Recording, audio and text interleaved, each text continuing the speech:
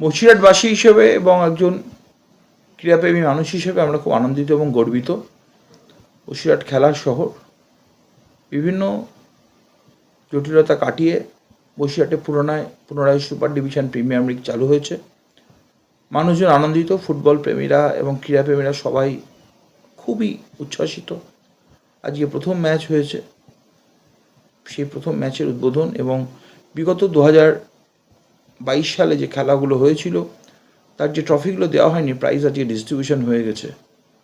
বসিরহাট বরাবরই ফুটবল তারকার জন্মদাতা মাতৃভূমি হিসেবে গণ্য হয়।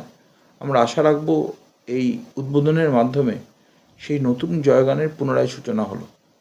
আবার কি নতুন নতুন খেলা কি শুরু হবে মাঠে? ফুটবল দিয়ে শুরু হয়েছে, পরবর্তীকালে অ্যাথলেটিক্স ক্রীড়া, ভলিবল, সুইমিং এবং এর পাশাপাশি অন্যান্য ক্রীড়া প্রতিযোগিতা যেটা ডিএসএ হয়, সবগুলো 7 থেকে 8 ধরনের খেলা বসিরহাটে আবার চালু হবে।